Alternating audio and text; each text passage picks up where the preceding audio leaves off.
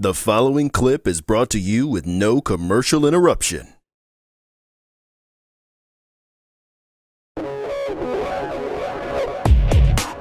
Okay, so today we're going to work with tubing. I like working with tubing, especially for on-site training, because it is very compatible. You can throw it in a bag, very easy to work with. And so again, no excuses. We're on site, work out at work if you got a minute, at home.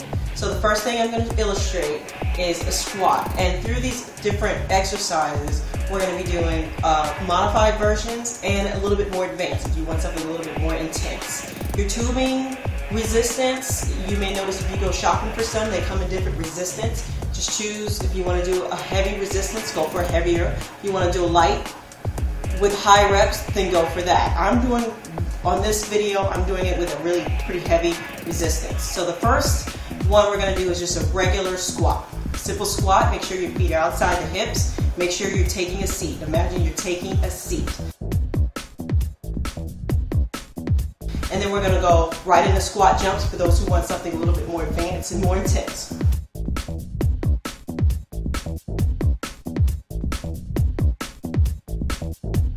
So our other exercise, working chest and front delt shoulders, is a pec fly. Important thing to note in the pec flies is to make sure your arms stay fully extended. So if you notice they're not locked, they're fully extended, and then you're going to just come for the heart. Line it up with the heart, come out to a full extension, squeezing through the rear delt to get through that nice range of motion. Again, just stand with a regular stance, or if you want to increase intensity, get yourself in a static lunge. Just get down nice and deep, 2 90-degree angles in that lunge, through the front heel, and the rear leg is on the toe, so that it allows those 2 90-degree angles, and that will nail your pec fly in working efforts to work your chest. After you pec fly, we're going to go into a push-up. So you'll notice the chair. Again, I like to use a chair because you can find a chair anywhere on site. I take 2 chairs and just get a really nice deep push-up. Gets a little deeper to the back as well. Again, modified, you can do it on your knees.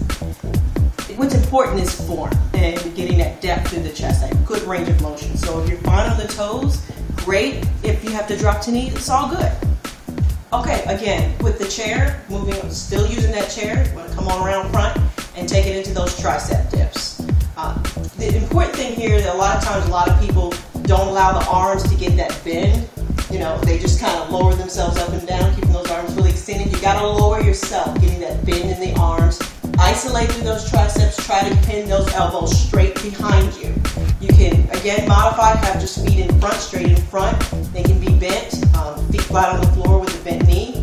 Or if you want a little bit more intensity, do the leg switches like this. Just cross one leg right over the other. Add some intensity, you can have heart rate up, keeping the whole body involved. Okay, so the next thing we're going to do is biceps curls. Very simple. Just stand with line your feet right up with your hips. Soften those knees. It always involves the core.